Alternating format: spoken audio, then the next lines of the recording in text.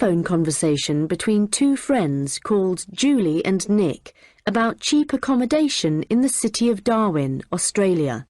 First, you have some time to look at questions 1 to 6.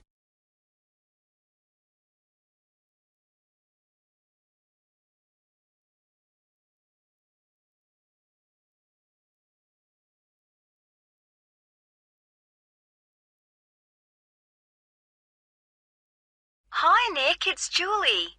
Have you managed to find any information about accommodation in Darwin? Hi, I was just going to call you. I found some on the internet. There are quite a few hostels for backpackers there. The first possibility I found was a hostel called Top End Backpackers. Okay. It's pretty cheap. You can get a bed in a dormitory for $19 per person. Private rooms cost a bit more, but we'll be okay in dormitories, won't we? Sure. So, that hostel has parking, though that doesn't really matter to us, as we'll be using public transport. Yeah. Are there any reviews on the website from people who have been there? Well, yes. They aren't all that good, though. Some people said they didn't like the staff. They had an unfriendly attitude. That's quite unusual in a hostel. Usually all the staff are really welcoming. That's what I thought. People said they liked the pool and the fact that the rooms had air conditioning. But the problem with that was that it was very noisy, so they were kept awake. But it was too hot if they turned it off, so they had to put up with it. Someone told me there's another hostel called Gumtree something. Gumtree Lodge. It costs a bit more, $45 a person. What? Oh, no, that's for private rooms. It's $23.50 for the dorms. That's more like it.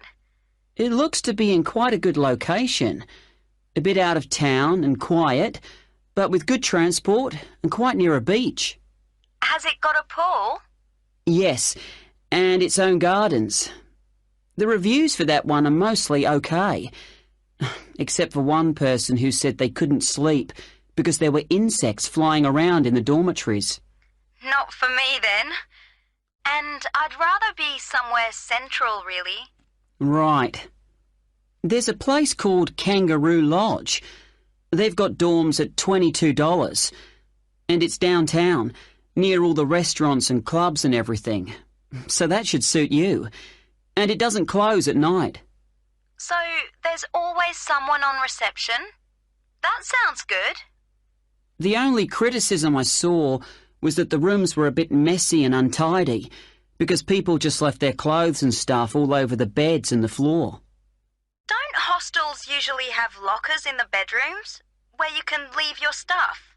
Yeah, they do usually, but apparently they don't here. Still, hostels are never particularly tidy places, so that doesn't bother me. And the same person said that the standard of cleanliness was pretty good, and especially the bathrooms. They were excellent as far as that went. Right. Yeah, I reckon Kangaroo Lodge sounds the best. Me too.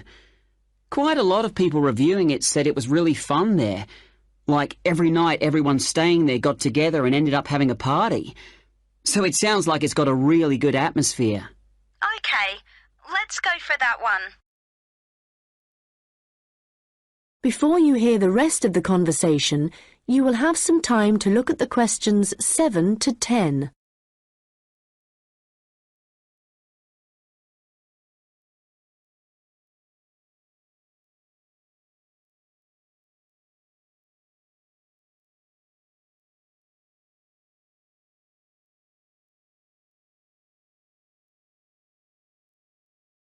Now listen and answer questions 7 to 10.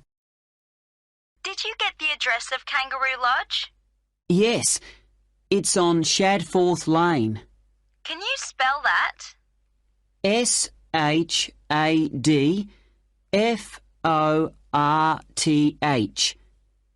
It's near the transit centre, where the intercity buses and the airport buses drop you off. Cool. I'm really looking forward to this. I've never stayed in a hostel before. Do they provide bed linen, sheets and things? Yeah. And you can usually either bring your own towel or hire one there. But they don't usually provide those for free. Okay. And what happens about meals? Well, you don't have to pay extra for breakfast. It varies a lot in different places, but generally it's okay. And there's usually a cafe where you can buy a snack or a hot meal for lunch. But actually, if you're really travelling on the cheap, usually for every 5 or 6 rooms, there's a kitchen where you can knock up a snack, and that saves a lot of money. Great. Right, well, shall I go ahead and book that? That is the end of section 1.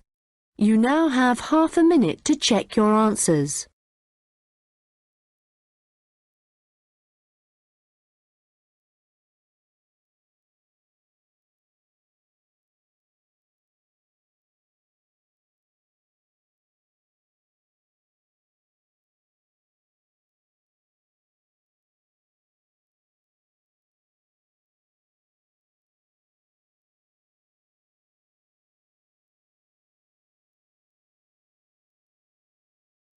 Now turn to section 2. You will hear a guide at an outdoor sculpture park talking to a group of visitors. First, you have some time to look at questions 11 to 16.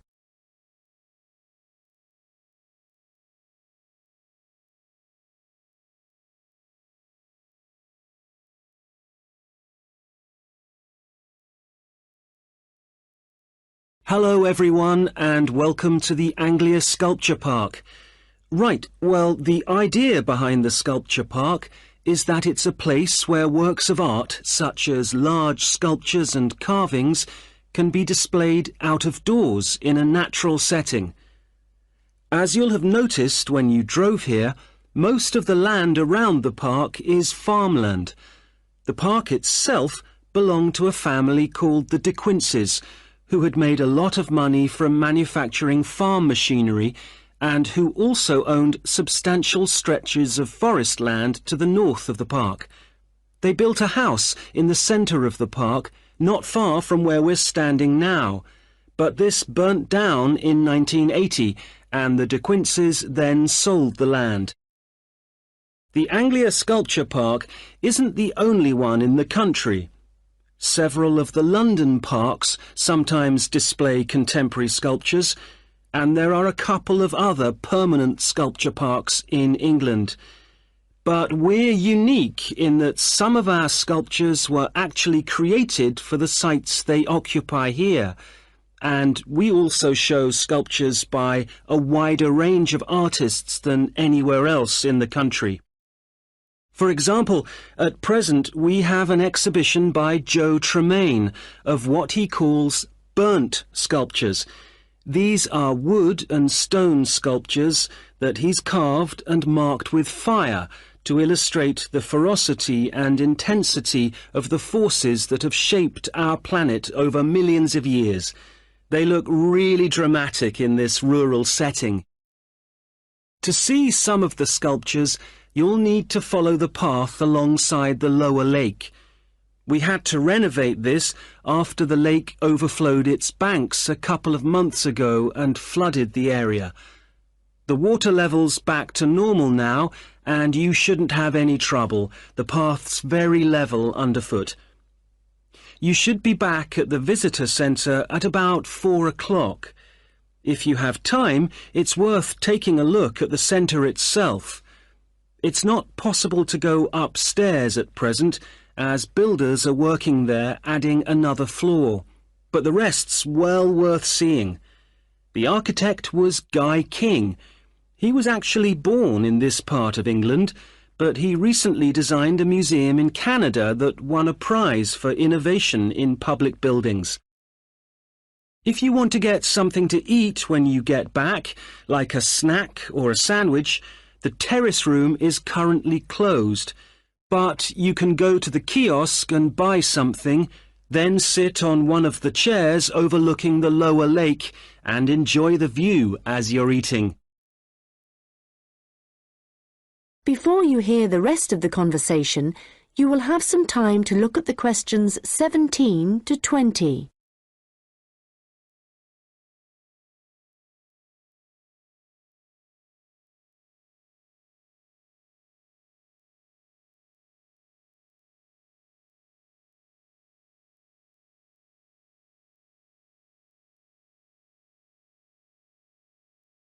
Now listen and answer questions 17 to 20. Now, let me just tell you a bit about what you can see in the sculpture park. If you look at your map, you'll see the visitor centre, where we are now, at the bottom, just by the entrance. Since we only have an hour, you might not be able to get right around the park, but you can choose to visit some of the highlights. You might like to take a look at the Joe Tremaine sculptures, which are displayed on this side of the upper lake, just behind the Education Centre and near the bridge.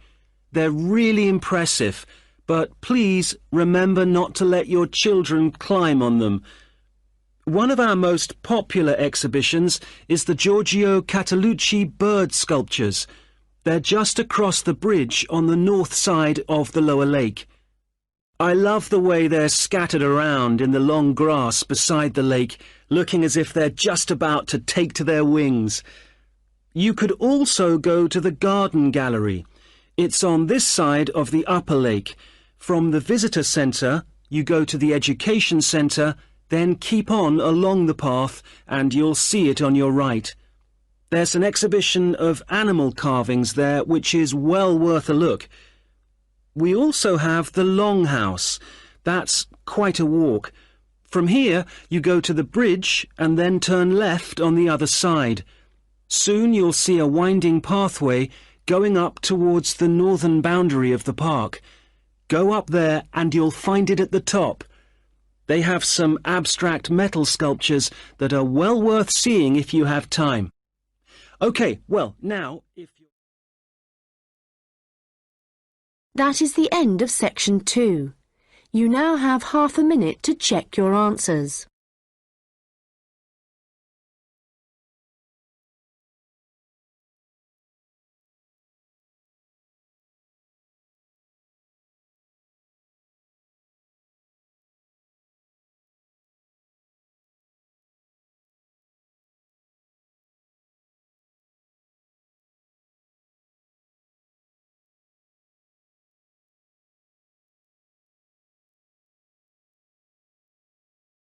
Now turn to section 3.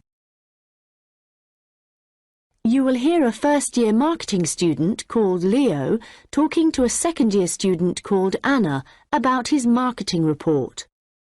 First, you have some time to look at questions 21 to 26.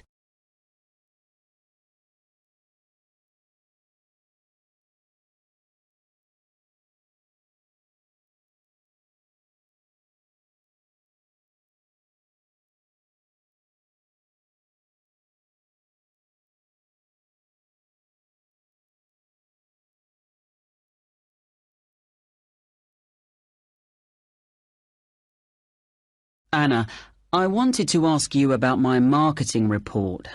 I'm not sure about it. That's okay, Leo. So what do you have to do? Choose a product or service, then compare two organisations that produce it. I'm doing instant coffee. But haven't you got a weekend job in a clothing store? Why didn't you choose clothing? That was my first thought, because I thought it'd give me some practical examples. But when I searched for men's clothing on the internet, there were hardly any articles. So then I looked for coffee, and I found there were tons. Yeah, there are so many brands on the market now. OK, so how much have you actually written? I've done part 1 on economic and technological factors.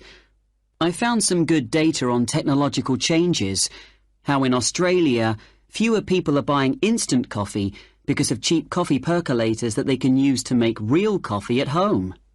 But there's also a movement away from drinking coffee. Switching to things like herbal teas instead, because they think it's healthier.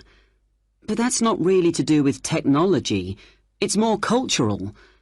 Anyway, for part 2, I'm comparing 2 instant coffee companies, Coffee Now and Schaffers, and I've made this table of products.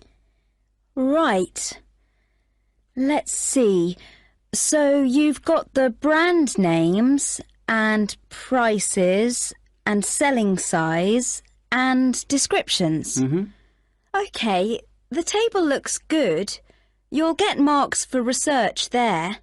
Where will it go? In the section on the marketing mix, under product. Not in the appendix? No.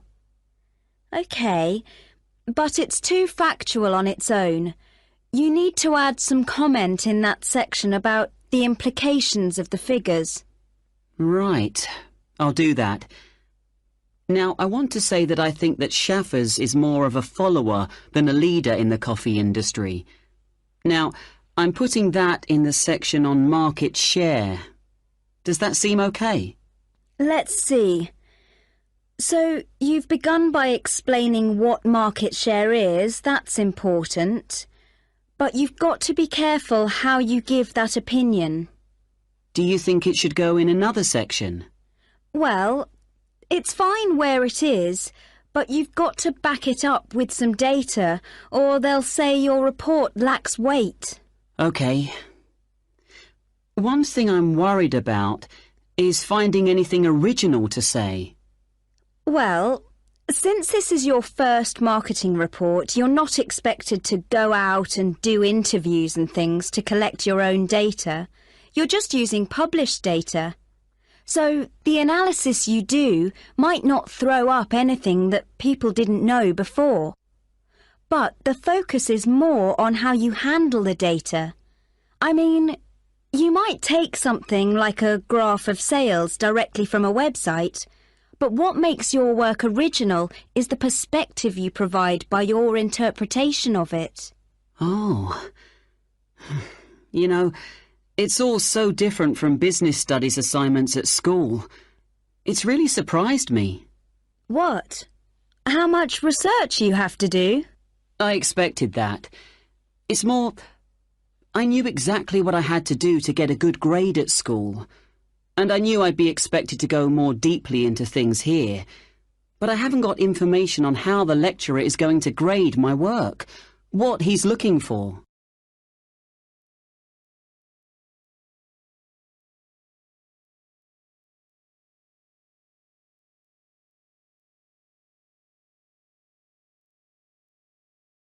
Now listen and answer questions 27 to 30. Well, one thing you have to remember is that in a marketing report, you've got to have what they call an executive summary at the beginning. I forgot that and I got marked down. Yeah, I've drafted it. I've got an overview. Have you got something about the background there? Yeah. Good. So, I've just made a summary of the main points. I wasn't sure whether or not I should have my aims there. No, that's too personal. The executive summary is just like what a manager would read to get a general idea of your report if he was in a hurry. Right. Then I'm okay for the first main part, all of the macro environment stuff. But it's when I get onto the problem section, I've listed all the problems that Coffee Now and Schaffers are facing. But then what? Well, you have to prioritise. So indicate the main problems, and then you analyse each one by connecting it with a theory. That's where your reading comes in. OK. Have you done your implementation section yet? I've thought about it. So that's where I write about what could be done about the problems. Yes. And it's got to be practical, so don't forget to specify things like who would be involved, and the cost, and the order that things would be done in. Right. Well, that shouldn't take long. You'd be surprised. Actually, that's the bit that tends to get badly done because people run out of time. That and the conclusion. Oh, any hints for that? Well, it's got to draw out the main points from your report. So it's got to be quite general. You need to avoid introducing new stuff here. It's got to sum up what you've said earlier. OK. Thanks, Anna. That's been a big help. That is the end of section 3. You now have half a minute to check your answers.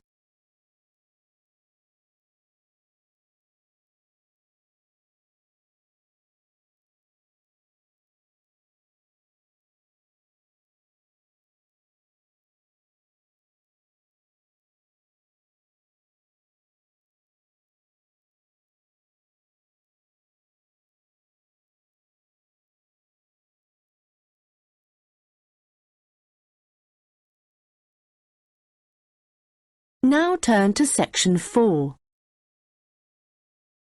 You will hear part of a lecture about the history of fireworks in Europe.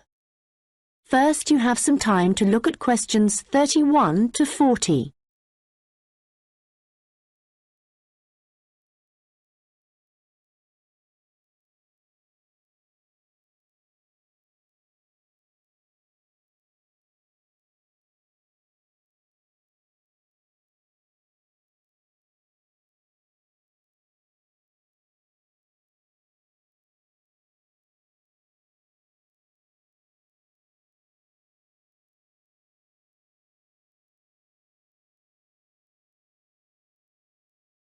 Now listen carefully and answer questions 31 to 40. An interesting aspect of fireworks is that their history tells us a lot about the changing roles of scientists and technicians in Europe. Fireworks were introduced from China in the 13th century. Up to the 16th century, they were generally used for military purposes, with rockets and fire tubes being thrown at the enemy.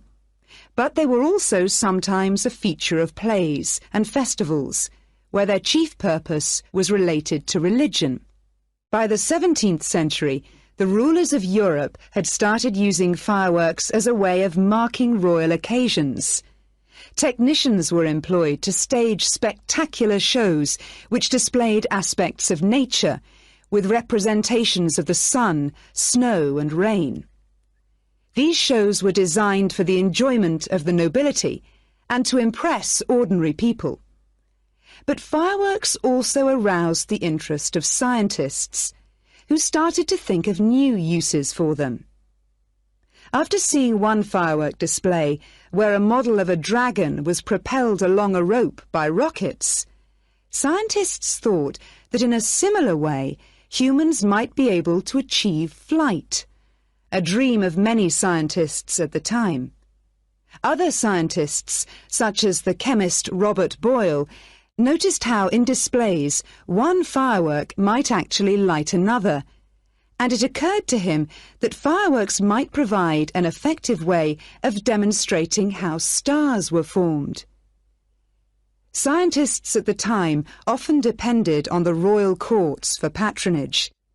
But there was considerable variation in the relationships between the courts and scientists in different countries. This was reflected in attitudes towards fireworks and the purposes for which they were used. In London, in the middle of the 17th century, there was general distrust of fireworks among scientists. However, later in the century, scientists and technicians started to look at the practical purposes for which fireworks might be employed, such as using rockets to help sailors establish their position at sea. It was a different story in Russia, where the St. Petersburg Academy of Science played a key role in creating fireworks displays for the court. Here, those in power regarded fireworks as being an important element in the education of the masses, and the displays often included a scientific message. Members of the Academy hoped that this might encourage the royal family to keep the Academy open, at a time when many in the government were considering closing it. In Paris, the situation was different again. The Paris Academy of Sciences played no role in staging fireworks displays. Instead, the task fell to members of the Royal Academy of Painting and Sculpture. As in Russia, the work of the technicians who created the fireworks was given little attention. Instead, the fireworks and the spectacle they created were all designed to encourage the public to believe in the supreme authority of the king. However, science was also enormously popular among the French nobility, and fashionable society flocked to demonstrations such as Nicolas Lemery's display representing an erupting volcano. The purpose of scientists was basically to offer entertainment to fashionable society, and academicians delighted in amazing audiences with demonstrations of the universal laws of nature.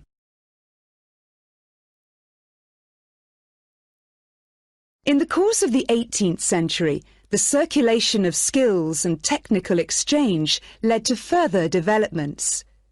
Fireworks specialists from Italy began to travel around Europe, staging displays for many of the European courts. The architect and stage designer Giovanni Servandoni composed grand displays in Paris, featuring colourfully painted temples and triumphal arches. A fireworks display staged by Servandoni would be structured in the same way as an opera, and was even divided into separate acts. Italian fireworks specialists were also invited to perform in London, St. Petersburg, and Moscow. As these specialists circulated around Europe, they sought to exploit the appeal of fireworks for a wider audience, including the growing middle classes. As in the previous century, fireworks provided resources for demonstrating scientific laws and theories, as well as new discoveries. And displays now showed a fascinated public the curious phenomenon of electricity. By the mid-18th century, fireworks were being sold for private consumption. So the history of fireworks shows us the diverse relationships which existed between scientists, technicians, and the rest of society.